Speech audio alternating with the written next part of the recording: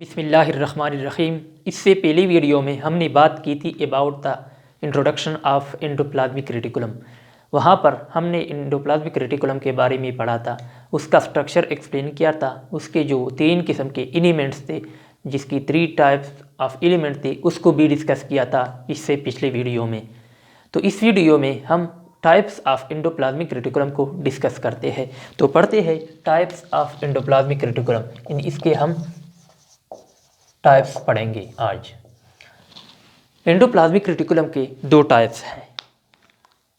वो based upon ये किस चीज़ की बुनियाद पर उसको 2 हिस्सों में तकसीम किया गया है। ये इसका जो सरफेस है, क्या इस पर राइबोसोम मौजूद है या नहीं है, इसकी बुनियाद पर इसको 2 हिस्सों में तकसीम किया गया है। तो जो पहला टाइप है वो है रफ एंडोप्लाज्मिक रेटिकुलम और जो दूसरा टाइप है वो है smooth endoplasmic reticulum. Rough endoplasmic reticulum को रफ इसलिए कहते हैं क्योंकि इसका सरफेस जो होता है वो रफ होता है, ग्रेनुलर होता है। क्यों? क्योंकि इस पर राइबोसोम मौजूद होते हैं, जबकि जो स्मूथ एंडोप्लाज्मिक रेटिकुलम होता है उस पर राइबोसोम मौजूद नहीं होते हैं, इसलिए उसका जो सरफेस होता है वो स्मूथ होता है और इसी वजह से इसको स्मूथ एंडोप्लाज्मिक रेटिकुलम कहते हैं। फर्ज करें हम यहाँ पर देखते हैं कि यहाँ पर इससे पहली वीडियो में हमने डिस्कस की थी एलिमेंट्स ऑफ एंडोप्लाज्मिक रेटिकुलम को। तो वहाँ पर हमने ये जो tubular structure, 3 tubular structure show किए हैं, इसको सिस्टर्ना कहते हैं। और ये जो इस तरह के एलांगेटेड स्ट्रक्चर है इसको सिस्टर्ना कहते हैं। और ये जो ट्यूब्यूल्स है, ट्यूब्यूल्स की फॉर्म में है, इसको ट्यूब्यूल कहते हैं। और ये जो है इसको वेसिकल कहते हैं। ये 3 एलिमेंट्स है एंडोप्लाज्मिक रेटिकुलम के। अच्छा, इसमें से आपको दिखाई दे रहे हैं कि कहीं पर ये डॉटेड ग्रेन्युलर स्ट्रक्चर प्रेजेंट है और कहीं पर मौजूद नहीं है। तो ये जो जहाँ पर प्रेजेंट है ये ग्रेन्युलर स्ट्रक्चर जो हमने ग्रीन कलर से शो किए हैं, ये है राइबोसोम। ये है राइबोसोम्स। तो ये राइबोसोम्स जो है जो ग्रेन्युलर के फॉर्म में मौजूद होता है, ग्रेन्यूल के फॉर्म में मौजूद होते हैं, ये इसके सरफेस को रफ बना देता है, ग्रेन्युलर बना देता है। इसी वजह से इस पार्ट को जहाँ पर एंडोप्लाज्मिक रेटिकुलम का वो पार्ट जहाँ पर राइबोसोम मौजूद है उसको हम रफ एंडोप्लाज्मिक रेटिकुलम कहते हैं। वो एंडोप्लाज्मिक रेटिकुलम जिस पर राइबोसोम मौजूद हो उसको रफ एंडोप्लाज्मिक रेटिकुलम कहते हैं। और इसका जो उल्ट है, जहाँ पर राइबोसोम मौजूद नहीं है, उसको स्मूथ एंडोप्लाज्मिक रेटिकुलम कहते हैं। अच्छा, तो ये पार्ट जो है इसको हम नाम देते हैं रफ एंडोप्लाज्मिक रेटिकुलम। और जहाँ पर ये मौजूद नहीं होते हैं इसको हम नाम देते हैं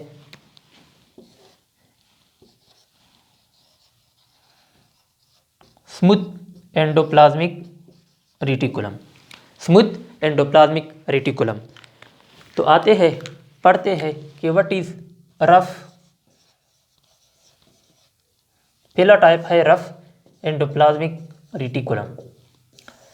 रफ एंडोप्लाज्मिक रेटिकुलम पर रफ को इसलिए रफ कहते हैं, हमने एक्सप्लेन किया कि उस पर राइबोसोम मौजूद होते हैं। तो यहाँ पर राइबोसोम मौजूद होते हैं, ribosomes are present.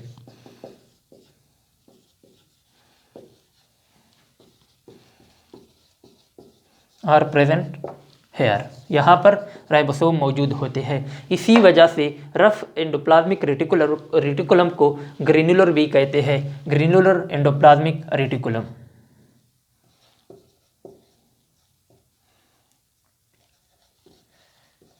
Granular endoplasmic reticulum, इसको ग्रेन्युलर एंडोप्लाज्मिक रेटिकुलम भी कहते हैं। यहाँ पर राइबोसोम मौजूद होते हैं। ये जो राइबोसोम है ये चूंकि एंडोप्लाज्मिक रेटिकुलम यूकैरियोटिक सेल्स में सिर्फ और सिर्फ यूकैरियोटिक सेल में पाया जाता है और यूकैरियोटिक सेल में ETS टाइप के राइबोसोम मौजूद होते हैं, इसलिए यहाँ पर जो राइबोसोम होंगे वो कौन से होंगे? वो ETS टाइप ऑफ राइबोसोम होंगे।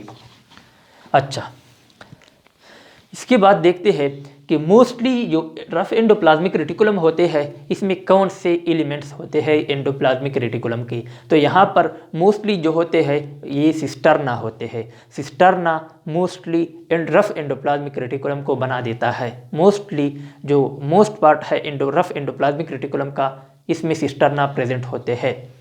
अच्छा, मोस्टली फॉर्म बाय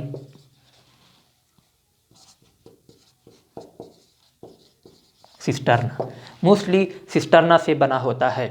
इसके बाद आते हैं फंक्शन की तरफ कि रफ एंडोप्लाज्मिक रेटिकुलम के फंक्शन क्या है, काम क्या है। इसके जो फंक्शंस है, चूँकि यहाँ पर राइबोसोम्स मौजूद होते हैं इसलिए इसके जो फंक्शन है, राइबोसोम का फंक्शन है प्रोटीन सिंथेसिस। तो इसलिए जो रफ एंडोप्लाज्मिक रेटिकुलम का जो मेन फंक्शन है, इसका जो मेन फंक्शन है वो है प्रोटीन सिंथेसिस।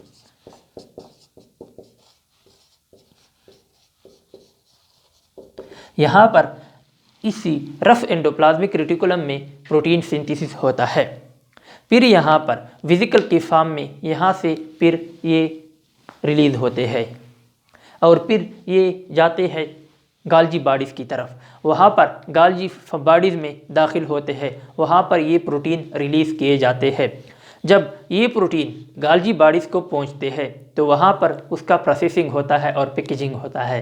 तो वहाँ पर इससे मुख्तलिफ़ किस्म के एंजाइम बनते हैं और उसको लाइसोसोम की फॉर्म में इसकी गिर्द मेम्ब्रेन बन जाता है और फिर लाइसोसोम, प्राइमरी लाइसोसोम की शक्ल में इससे फिर रिलीज़ हो जाता है और वो मुख्तलिफ़ किस्म की डाइजेस्टिव और मेटाबॉलिक एक्टिविटीज़ में हिस्सा लेते हैं। तो ये था रफ एंडोप्लाज्मिक रेटिकुलम। इसके बाद हम पढ़ते हैं स्मूथ एंडोप्लाज्मिक रेटिकुलम के बारे में। इसके बाद हम स्मूथ एंडोप्लाज्मिक रेटिकुलम को पढ़ते हैं। स्मूथ एंडोप्लाज्मिक रेटिकुलम जो होता है इसको ए ग्रेनुलर भी कहते हैं। क्यों? क्योंकि यहाँ पर इसका जो सरफेस होता है वो स्मूथ होता है, इसलिए इसको स्मूथ कहते हैं।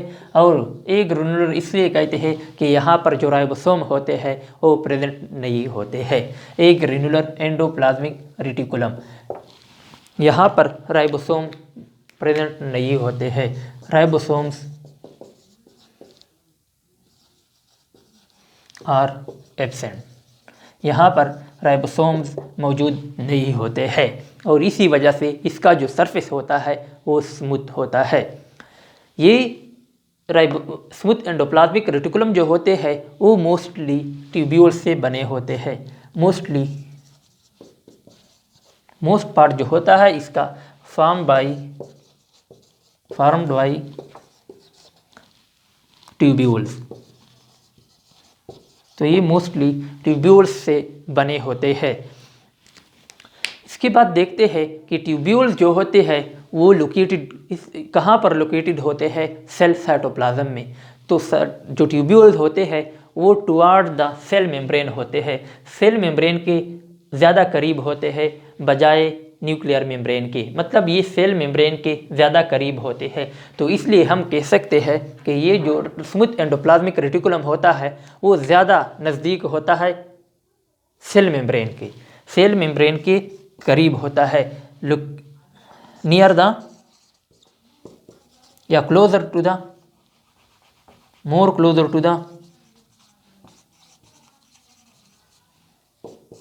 To the cell membrane. ये सेल मेम्ब्रेन के ज़्यादा करीब होता है। ये जो होते हैं स्मूथ एंडोप्लाज्मिक रेटिकुलम वो ट्यूब्यूल के बने होते हैं और ट्यूब्यूल जो होते हैं वो सेल मेम्ब्रेन के ज़्यादा करीब होते हैं। इसलिए हम यूँ भी कह सकते हैं कि ये जो स्मूथ एंडोप्लाज्मिक रेटिकुलम होते हैं ये सेल का जो मेम्ब्रेन होता है सेल मेम्ब्रेन के ज़्यादा करीब होते हैं। जबकि इसका अपोजिट अगर देखा जाए तो रफ एंडोप्लाज्मिक रेटिकुलम जो होते हैं वो मोस्टली बने होते हैं किस चीज़ से, हमने पढ़ा सिस्टर्ना से मोस्टली बने होते हैं। तो ये जो सिस्टर्ना होते हैं ये कहाँ पर लोकेटेड होते हैं, नियर द न्यूक्लियर मेम्ब्रेन के करीब पड़े होते हैं। ये जो सिस्टर्ना होते हैं ये न्यूक्लियर मेम्ब्रेन के ज़्यादा करीब होते हैं बजाय सेल मेम्ब्रेन के। तो इसलिए हम यूँ भी कह सकते हैं कि ये जो रफ एंडोप्लाज्मिक रेटिकुलम होते हैं ये न्यूक्लियर मेम्ब्रेन के करीब होते हैं, क्लोजर होते हैं टू द न्यूक्लियर मेम्ब्रेन, और ये जो जो स्मूथ होते हैं वो सेल मेम्ब्रेन के ज़्यादा करीब होते हैं। स्मूथ एंडोप्लाज्मिक रेटिकुलम का जो फंक्शन है वो ये है कि यहाँ पर लिपिड मेटाबॉलिज्म होता है, यहाँ पर लिपिड मेटाबॉलिज्म होता है, मींस लिपिड सिंथेसिस यहाँ पर होता है। हमने पढ़ा कि रफ एंडोप्लाज्मिक रेटिकुलम में जो प्रोटीन राइबोसोम होते हैं वो क्या काम करता है, वहाँ पर प्रोटीन सिंथेसिस होता है, यहाँ पर लिपिड सिंथेसिस होता है। इसके अलावा जो स्मूथ एंडोप्लाज्मिक रेटिकुलम का जो दूसरा मेन फंक्शन है वो है डिटॉक्सिफिकेशन। ये हार्मफुल सब्सटेंसेस का डिटॉक्सिफिकेशन करता है।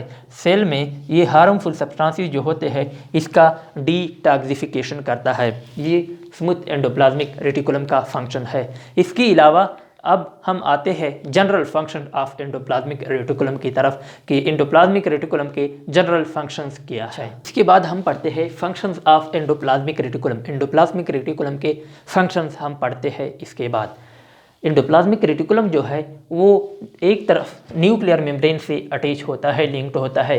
On the other side it is attached with the cell membrane. दूसरी साइड पर वो सेल मेम्ब्रेन के साथ अटैच्ड होता है, तो एक सपोर्ट फराहम करता है सेल को, मैकेनिकल सपोर्ट फराहम करता है सेल को और सेल साइटोप्लाज्म को।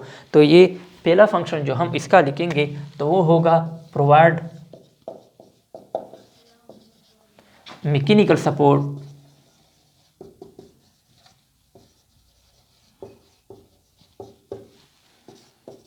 to the cell and cytoplasm। ये सेल को सपोर्ट फराहम करता है क्योंकि ये एक तरफ न्यूक्लियर मेम्ब्रेन और दूसरी तरफ सेल मेम्ब्रेन के साथ अटैच होता है। इसके अलावा ये मुख्तलिफ़ किस्म के इंफॉर्मेशन न्यूक्लियस से लेकर सेल साइटोप्लाज्म तक पहुंचाते हैं और न्यूक्लियस से लेकर दूसरे सेल तक भी पहुंचाते हैं, क्योंकि ये डायरेक्ट वे है from the nucleus to the cell membrane और टू द अदर सेल। तो इसी वजह से ये मुख्तलिफ़ किस्म की इंफॉर्मेशन को ट्रांसफ़र करता है from the nucleus to the cytoplasm और टू द अदर सेल। तो ये ट्रांसफ़र इंफॉर्मेशन जो दूसरा फंक्शन हम इसका लिखेंगे, transfer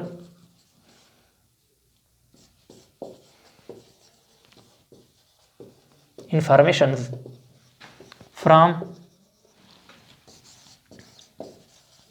nucleus to the cytoplasm and other neighbor cells। जो इसके पड़ोस में जो सेल होते हैं उसके साथ जो अटैच सेल होते हैं उस सेल को भी न्यूक्लियस से इंफॉर्मेशन पहुंचाते हैं। इसके बाद हमने पढ़ा कि यहाँ पर राइबोसोम होते हैं, तो यहाँ पर प्रोटीन सिंथेसिस होता है, जबकि स्मूथ एंडोप्लाज्मिक रेटिकुलम में जो फंक्शन होता है वो क्या होता है, स्मूथ एंडोप्लाज्मिक रेटिकुलम का जो फंक्शन है वो है लिपिड सिंथेसिस। तो यहाँ पर मेटाबॉलिज्म होता है,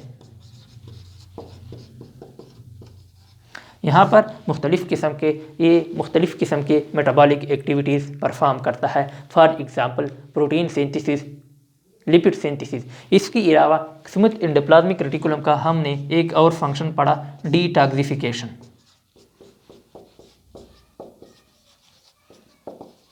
ये डिटॉक्सिफिकेशन करता है, हार्मफुल सब्सटेंसेस जो सेल में होते हैं इसका डिटॉक्सिफिकेशन करता है।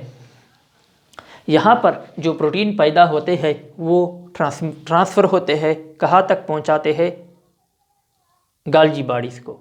वहाँ पर उसका packaging and processing and packaging होता है। वहाँ पर जो प्रोटीन होते हैं इससे मुख्तलिफ़ किस्म के एंजाइम बनाए जाते हैं, उससे मुख्तलिफ़ किस्म के एंजाइम में कन्वर्ट किया जाता है।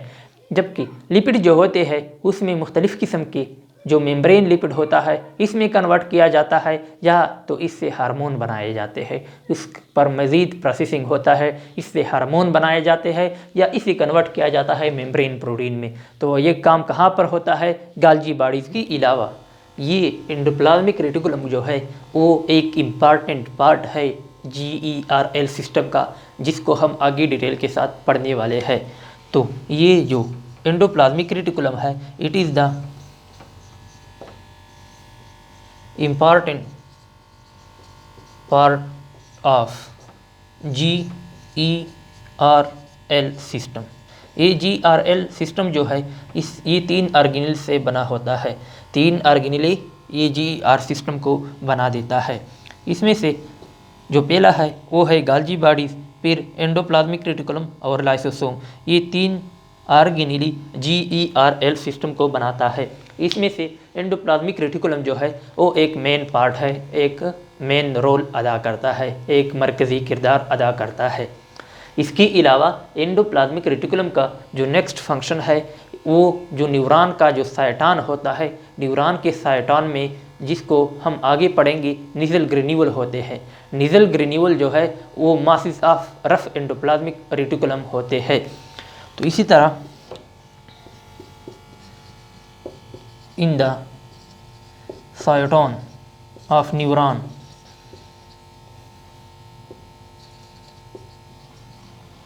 निजल ग्रेन्यूल्स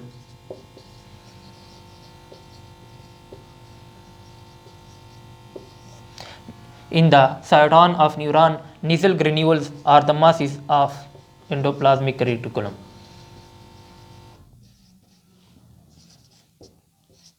तो ये भी एंडोप्लाज्मिक रेटिकुलम के मासेस होते हैं। ये एंडोप्लाज्मिक रेटिकुलम के मासेस निजल ग्रेन्यूल को बनाते हैं और ये न्यूरॉन के साइटॉन में प्रेजेंट होते हैं। ये थे फंक्शंस ऑफ एंडोप्लाज्मिक रेटिकुलम।